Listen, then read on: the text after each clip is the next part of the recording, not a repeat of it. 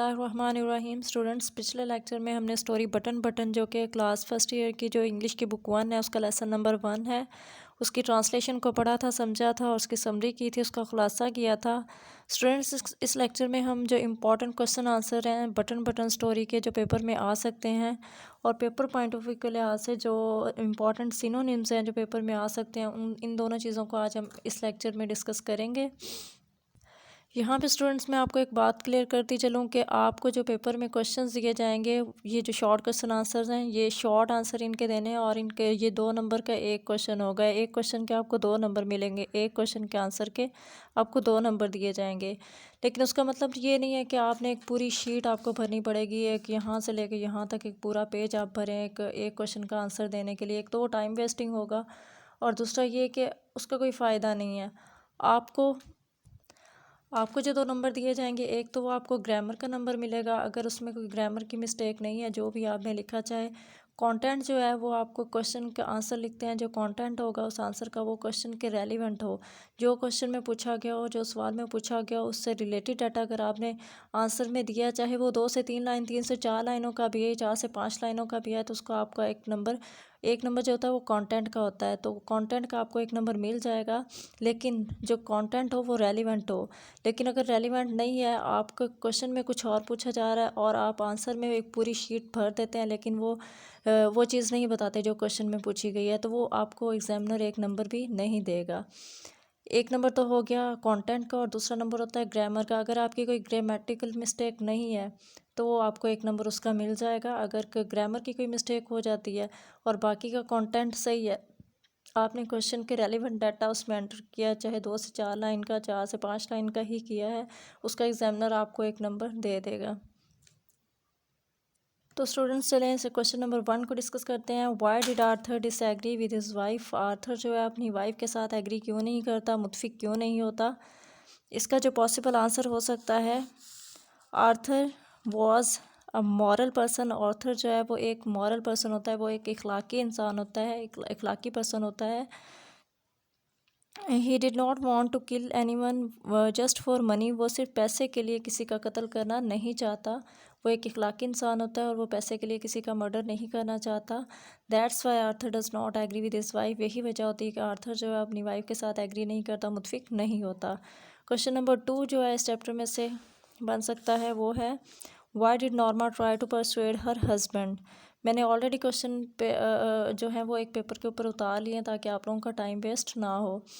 Y did Norma try to persuade her husband. Norma जो है अपने हस्बैंड को मनाने की कोशिश में क्यों लगी रहती है, उसको एग्री करने में क्यों लगी रहती है कि हमें उसकी ऑफ़र जो है मिसेस स्टीवर्ट की वो मान लेनी चाहिए। Because Norma wanted to fulfill all her wishes. Arthur disagreed with mister Stewart proposal. जो आर्थर होता है वो मिस्टर स्टीवर्ट के प्रपोजल से एग्री नहीं करता और नॉर्मा जो होती है वो चाहती है कि तमाम जो विशेज़ हैं उसकी वो पैसों से पूरी हो जाएं। यही वजह होती है कि आर्थर जो है, नॉर्मा बार बार आर्थर को मनाने में लगी रहती है, उसको कन्वेंस करने में लगी रहती है, यही वजह होती है। नेक्स्ट जो क्वेश्चन नंबर 3 हमारा बन रहा है इस चैप्टर में से, what was the reason that Norma gave to convince Arthur. Arthur को कन्वेंस करने के लिए नॉर्मा क्या रीज़न्स पेश करती है, उसको मनाने के लिए वो क्या वजूहात देती है कि हमें ये ऑफ़र को एक्सेप्ट कर लेना चाहिए। Norma said that it could be a psychological research. ये साइकोलॉजिकल रिसर्च हो सकती है और सम असेंट्रिक मिलियनर डूइंग इट। कोई या फिर पागल लखपति जो है वो ऐसा कर रहा हो, जो अपने पैसे को लोगों में इस तरीके से बांटना चाह रहा हो सकता है कि वो कोई खेल खेल रहा हो। ये जो वो रीज़न्स होती हैं जो नॉर्मा जो है आर्थर को देती है कि उसकी ऑफ़र एक्सेप्ट करने के लिए मिस्टर स्टीवर्ट की। Norma said that it could be a psychological research और सम असेंट्रिक मिलियनर डूइंग इट। इतना आंसर काफ़ी है, इतने आंसर जो क्वेश्चंस के हैं वो काफ़ी हैं। रेलिवेंट डाटा है और ग्रामर की मिस्टेक नहीं है तो ये इसके 2 नंबर बनते हैं। ऐसा बिल्कुल भी नहीं है यहाँ से लेकर यहाँ तक आपको पेज भरना पड़ेगा तब आपको 2 नंबर मिलेंगे, ऐसा बिल्कुल भी नहीं है। नेक्स्ट जो क्वेश्चन हमारे पास बन रहा है, why did Norma consider the tone of mister Stewart offensive. Mister Stewart की जो बात करने का अंदाज़ होता है, जो लहजा होता है, वो नॉर्मा को पसंद क्यों नहीं आता। तो इसका जो पॉसिबल आंसर हो सकता है वो मिस्टर स्टीवर्ट ने इन्फॉर्म्ड नॉर्मा अबाउट इस विज़िट, अपने विज़िट के बारे में वो पहले ही उसको बता चुका होता है। उसमें जो उसने पार्सल भेजा होता है उसमें उसने लिखा होता है कि मैं आपको 8 बजे मिलने आऊँगा। तो mister Stewart inform Norma about is visit but Norma did not welcome. वो उम्मीद करता है कि नॉर्मा मेरा वेलकम करेगी, मुझे मुझे खुश आमदीद करेगी, लेकिन वो ऐसा नहीं करती। He so that he then he might have spoken harshly. हो सकता है कि इसलिए वो थोड़ा सख्त लहजा इस्तेमाल करता हो सकता है उसने कोई सख्त अल्फाज बोले हों। That's why she did not consider the tone of mister Stewart offensive. यही वजह होती है कि मिस्टर स्टीवर्ट की जो टोन होती है, मिस्टर स्टीवर्ट का जो लहजा होता है, वो उसको पसंद नहीं आता। Mister Stewart informed Norma about his visit but Norma did not welcome him, so then he might have spoken harshly. That's why she did not consider the tone of mister Stewart offensive. Next जो है हमारे पास question है, did Norma remains normal after hearing the news of the death of her husband. Norma जो है अपने husband की death की खबर सुनने के बाद क्या वो नॉर्मल रहती है? बिल्कुल भी नहीं, ऐसा बिल्कुल भी नहीं है। So no, she did not remains normal. वो बिल्कुल भी नॉर्मल नहीं रहती। She was shocked. वो एकदम से शॉक हो जाती है। She was stunned. वो एकदम से वो शिश्तर रह जाती है। वो उसके अपने होशो हवास में नहीं रहती। She could hardly breathe. वो उसको सांस लेने में प्रॉब्लम हो रही होती है, और इवन स्टैंड और उससे खड़े होने में भी मसला हो रहा होता है। She did not remains normal. She was shocked. She was stunned. She could hardly breathe or even stand. Norma बिल्कुल भी नॉर्मल नहीं होती। वो शॉक्ड होती है, वो स्टन्ड होती है, वो उसको सांस लेने में भी मसला आ रहा होता है, और वो खड़ा होने में भी प्रॉब्लम फील कर रही होती है। नेक्स्ट क्वेश्चन जो हमारा बन रहा है वो है, why did mister Stewart continue to persuade Norma. Mister Stewart जो है वो नॉर्मा को कंटिन्यूली मनाने में क्यों लगे रहते हैं। इसका जो पॉसिबल आंसर हो सकता है वो somehow mister Stewart knew that. Mister Stewart को किसी तरह से ये पता चल जाता है Norma was a greedy person. Norma जो है वो एक लालची खातून है। She was an easy prey for him. उसके लिए वो एक ईजी शिकार थी। प्रे कहते हैं शिकार को। तो जो मिस्टर स्टीवर्ट था उसके लिए नॉर्मा जो है वो एक ईजी शिकार थी। That's why mister Stewart continue to persuade Norma. इसलिए वो कंटिन्यूली नॉर्मा को मनाने में लगा रहता है, नॉर्मा को परसुएड करने में लगा रहता है। नेक्स्ट क्वेश्चन हमारे पास है, what was the message Norma received on telephone. Telephone के ऊपर नॉर्मा को क्या मैसेज मिलता है, क्या मैसेज वो रिसीव करती है। She received a call from Lennox Hill hospital. वो लेनक्स हिल हॉस्पिटल से कॉल रिसीव करती है। समन टोल्ड हर, कोई इसको बताता है, that shoving crowd pushed Arthur in front of a train, के एक बहुत ज़्यादा हजूम के अंदर किसी ने आर्थर को ट्रेन के आगे धक्का दे दिया और वो ट्रेन के आगे गिरकर मर गया। ये वो मैसेज होता है जो नॉर्मा रिसीव करती है फ़ोन कॉल के ऊपर। ये इतना आंसर काफ़ी है।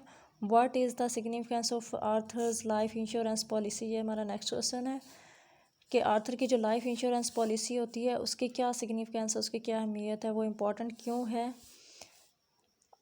It was significant. ये अहम होती है, इसलिए अहम होती है because it was the exact amount that Norma was promised by mister Stewart. ये वही अमाउंट होती है, उस अमाउंट के बिल्कुल बराबर होती है जो कि मिस्टर स्टीवर्ट ने नॉर्मा से प्रॉमिस किया था देने के लिए आफ्टर द डेथ किसी भी पर्सन की डेथ। लेकिन वो आर्थर की डेथ के बाद उसी की लाइफ इंश्योरेंस पॉलिसी होती है जो कि मिस्टर स्टीवर्ट ने कहा था कि आपको $50,000 मिलेंगे। तो ये इतना आंसर काफ़ी है।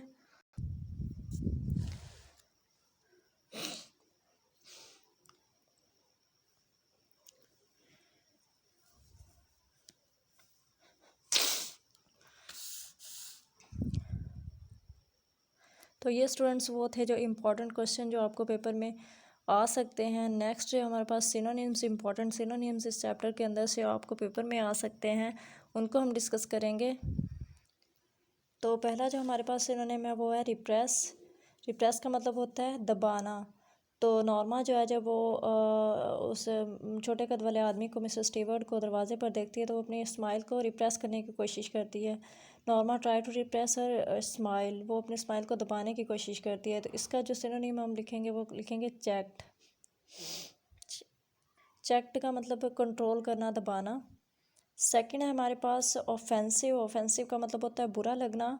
जब वो मिस्टर स्टीवर्ट कहता है मिस नॉर्मा को, डोंट यू वांना नो, क्या तुम जानना नहीं चाहोगी, व्हाट इज़ इट, कि ये क्या चीज़ है। वो एक हर्ष लहजे में बोलता है, सख्त लहजे में बोलता है। तो नॉर्मा को जो ये बात उसकी पसंद बिल्कुल भी नहीं आती, उसका लहजा जो है वो उसका पसंद नहीं आता, बुरा लगता है। वहाँ पे ये वर्ड यूज़ हुआ है ऑफेंसिव। इसका जो सिनोनिम हम यूज़ करेंगे वो करेंगे अनप्लेजेंट। नेक्स्ट है हमारे पास एम्बैरस। एम्बैरस का मतलब होता है कि परेशान होना, थोड़ा जैसे हम कहते हैं एम्बैरस फील करना। एम्बैरस फील करना, थोड़ा परेशान होना। जब आर्थर उसको कहता है मिस्टर स्टीवर्ट को, what are you talking about, तुम किस बारे में बात कर रहे हो, तो उसका थोड़ा एम्बैरस होता है, बताता है कि मैंने अभी तो आपको एक्सप्लेन किया। तो इसका जो सिनोनिम हम लिखेंगे वो लिखेंगे अपसेट। नेक्स्ट जो सिनोनिम हमारे पास है वो है इंट्रीग। जब नॉर्मा आर्थर को कहती है does not it intrigue you, के ये तुम्हें तजस्सुस पैदा नहीं करता, ये तुम्हारे दिल के अंदर कोई दिलचस्पी पैदा नहीं करती, does not it intrigue you. तो आर्थर बताता है कि बिल्कुल भी नहीं, मुझे इसमें दिलचस्पी पैदा नहीं होती। तो ये वहाँ पे वर्ड यूज़ हुआ है। तो इसका सिनोनिम जो हम लिखेंगे वो लिखेंगे इंटरेस्टेड। इंटरेस्टेड का मतलब भी होता है दिलचस्पी पैदा करना, इसका मतलब भी दिलचस्पी। सिनोनिम में हमने रेलिवेंट वर्ड लिखना होता है, तो इंटरेस्टेड यहाँ पे आएगा। नेक्स्ट जो वर्ड है हमारे पास वो है एसेंट्रिक। एसेंट्रिक कहते हैं इसका जो सिनोनिम होगा वो होगा एबनॉर्मल। ये कहते हैं जुनूनी। एसेंट्रिक जुनूनी या फिर पागल। तो जब नॉर्मा आर्थर को रीजंस देते हुए एक्सप्लेन करती कि हो सकता है कोई पागल जुनूनी मिलियनर जो लखपति करोड़पति हो, वो अपने पैसे को इस तरह से डिस्ट्रीब्यूट लोगों में करना चाह रहा हो, इस तरह उसने एक खेल रखा हो, तो हमें ये ऑफ़र को एक्सेप्ट कर लेना चाहिए। ये जो एसेंट्रिक जो वर्ड है, एसेंट्रिक मिलियनर वर्ड वहाँ पे यूज़ हुआ है। इसका जो सिनोनिम होगा वो होगा एबनॉर्मल। नेक्स्ट स्टूडेंट जो हमारे पास वर्ड है वो है इम्पल्सिवली। इम्पल्सिवली का मतलब होता है ना चाहते हुए। She impulsively put those pieces of paper, जो वो फाड़ के पीस फेंक देता है पेपर का। She impulsively put those piece of paper into her bag, वो अपने बैग में उन टुकड़ों को डालती है ना चाहते हुए। इसका जो सिनोनिम होगा वो होगा अनकॉन्शियसली। नेक्स्ट जो हमारे पास वर्ड है वो है प्रोपोजिशन। प्रोपोजिशन का जो सिनोनिम होगा वो होगा प्रपोजल। प्रोपोजिशन कहते हैं पेशकश को, प्रपोजल का भी यही मतलब होगा, दैट्स वाई हम इसका सिनोनिम यूज़ करेंगे प्रपोजल। जो मिस्टर स्टीवर्ट जो होता है वो प्रोपोजिशन, एक प्रपोजल लेकर आता है नॉर्मा और आर्थर के पास। वो जो वुडन बॉक्स लेकर आता है, एक पेशकश लेकर आता है। तो यहाँ वहाँ पे वर्ड ये प्रोपोजिशन यूज़ हुआ है। इसका जो सिनोनिम हम यूज़ करेंगे वो करेंगे प्रपोजल। नेक्स्ट जो हमारे पास वर्ड है वो है इनक्रेड्यूलस। इनक्रेडुलस का मतलब होता है एतबार ना आना। Arthur looked incredulous. आर्थर जो है वो उसको यकीन नहीं आता अपनी बीवी पर कि वो इस तरह की सोच सकती है। इसका हम जो सिनोनिम है वो यूज़ करेंगे डाउटफुल। सेम मीनिंग है। नेक्स्ट जो हमारे पास वर्ड है वो है अस्टाउंडेड, हैरान परेशान रह जाना। तो इसका जो सिनोनिम होगा वो होगा स्टन्ड, शशदर रह जाना। नॉर्मा जो है हैरान और परेशान रह जाती है, वो पेपर जो चैप्टर में यूज़ हुआ है वहाँ पर। एस्टाउंडेड, स्टन्ड, शशदर रह जाना। स्टन्ड का मतलब होता है शशदर रह जाना, सेम मीनिंग। नेक्स्ट जो हमारे पास है वो है एपॉल्ड। एपॉल्ड का मतलब होता है अस्टाउंडेड और एपॉल्ड का मतलब जो है वो सेम मिलता जुलता है, लेकिन हैरान परेशान रह जाना। लेकिन जो एपॉल्ड है इसमें चेंजिंग ये है कि इसमें खौफज़दा होकर परेशान होना, खौफज़दा होकर हैरान होना। तो इसका मतलब जो होगा हम वो सिनोनिम यूज़ करेंगे वो करेंगे शॉक्ड। तो जो हमारे पास वर्ड है रिडिकुलस। रिडिकुलस का मतलब होता है मज़ाक़ खेज़। जो इसका हम सिनोनिम यूज़ करेंगे वो करेंगे इलॉजिकल। नेक्स्ट हमारे पास वर्ड है फॉरर। फॉरर का मतलब होता है बहस मुबासा करना, शोर शराबा करना। तो इसका जो सिनोनिम हम यूज़ करेंगे वो करेंगे एक्साइटमेंट। इनके मीनिंग्स भी मुझे लिख देने चाहिए आई थिंक साथ साथ, ताकि आप लोगों को पढ़ने में, याद करने में आसानी हो। रिप्रेस दबाना, ऑफेंसिव, बुरा लगना, एम्बैरस, परेशान होना, इंट्रीग, दिलचस्पी पैदा करना, एसेंट्रिक, जुनूनी या फिर पागल। इम्पल्सिवली, इम्पल्सिवली का मतलब होता है ना चाहते हुए। प्रपोजल, प्रोपोजिशन, इसका मतलब होता है पेशकश।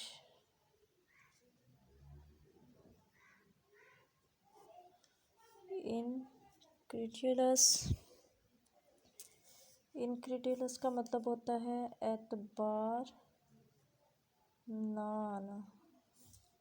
एस्टाउंडेड, एस्टाउंडेड का मतलब होता है हैरान, परेशान रह जाना।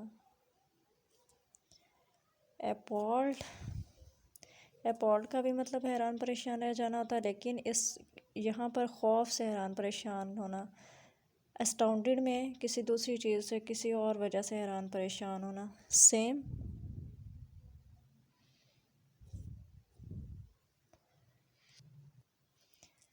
रेडिकुलस, रेडिकुलस का मतलब होता है मजाकखेज़। फॉरर, फॉरर का मतलब होता है बहस मुबासा करना, शोर शराबा करना, बहस करना, शोर शराबा करना। ठीक है, एक और हमारे पास वर्ड है नम्बली।